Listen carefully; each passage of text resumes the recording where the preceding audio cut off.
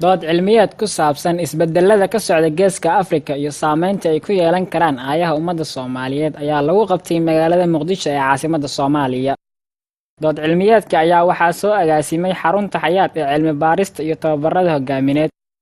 waxaana lagu casuumay aqoon-yahano, siyaasiyiin, culamaa u diin, waxayna si aad ah u falanqeeyeen sida ummadda Soomaaliyeed ula falgeli karto isbedelka ka socda geeska Afrika. sidoo kale waxaa barnaamijka qayb ka ahaa talooyin iyo su'aalo ay soo jeediyeen kasoo qaybgalayaasha.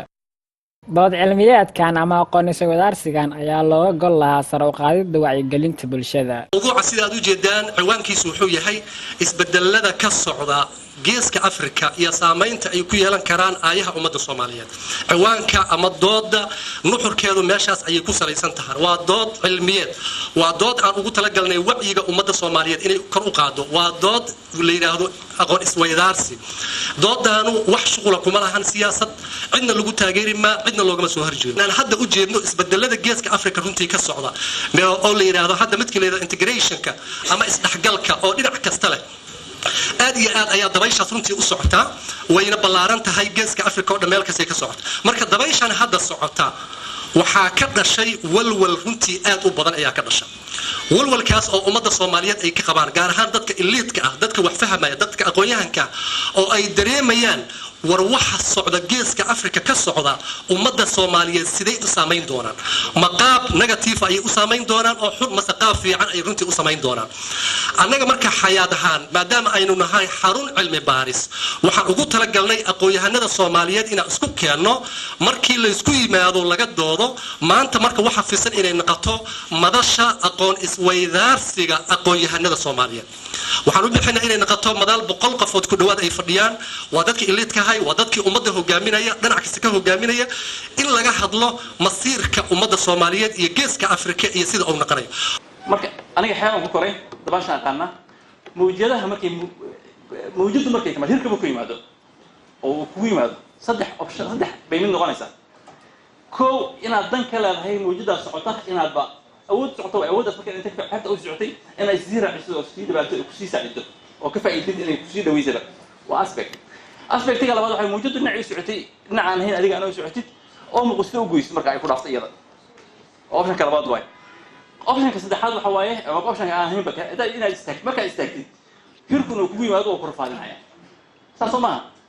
saddexaas baa ku furan. isbedelkan socda Soomaaliya gacmaha kama laaban, ilaa ay gacmaha ka laaban karto.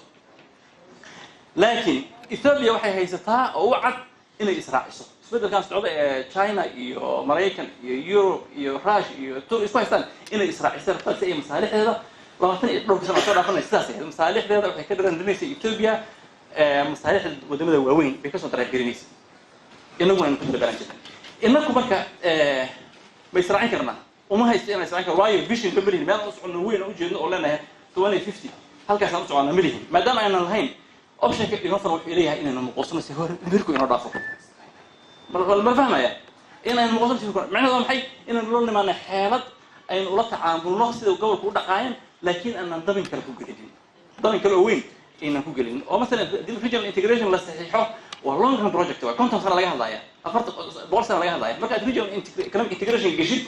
wax culus baa ka dhalanaya oo weyn oo aan ka wada baan garanaynin. sababta aan ku qiimeysan lahayn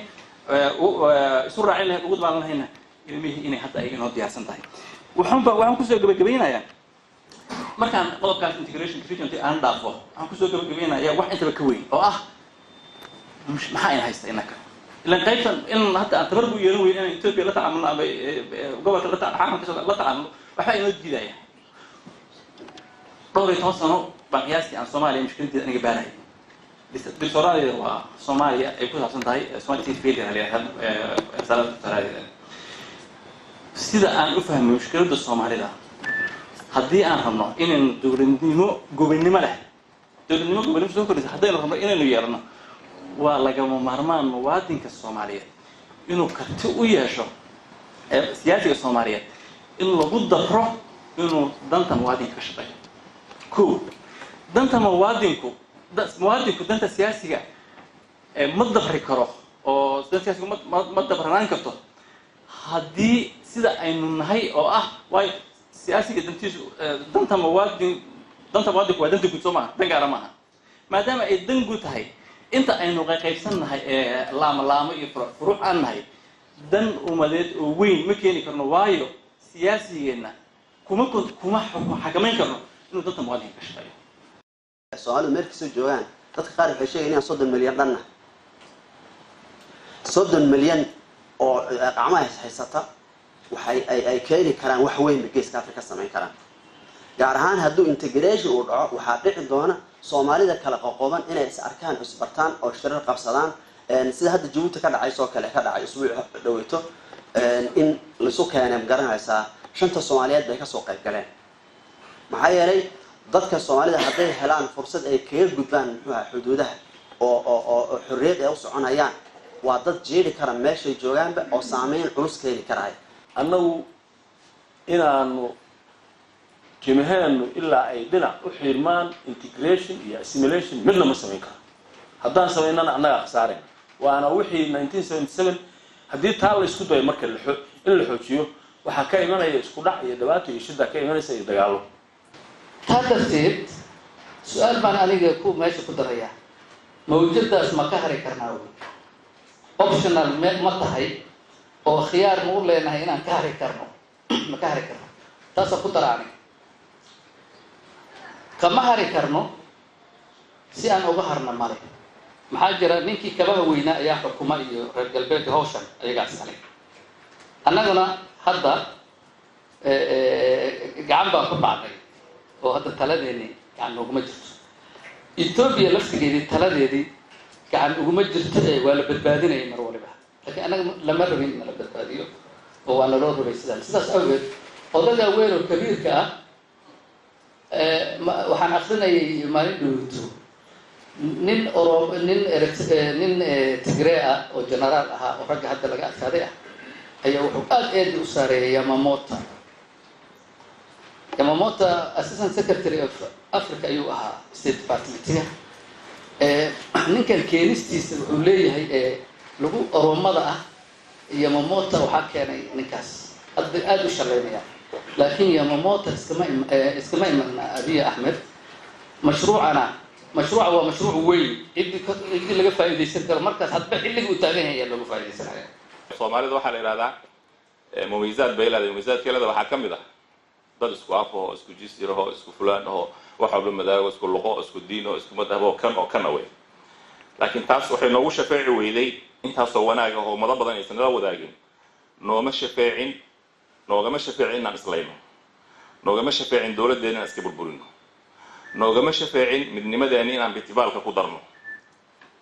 oo wax intii diin lahayd intaan diin lahayn ba ay la yaaban yihiin ayaa naga soo baxay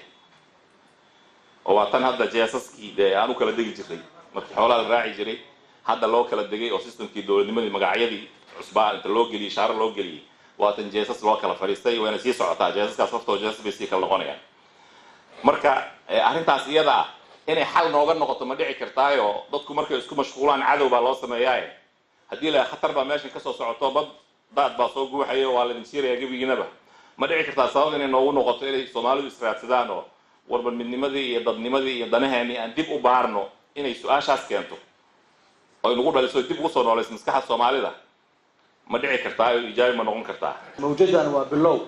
wasii socon doontaa Ethiopia lafteedu isku raxsan tahay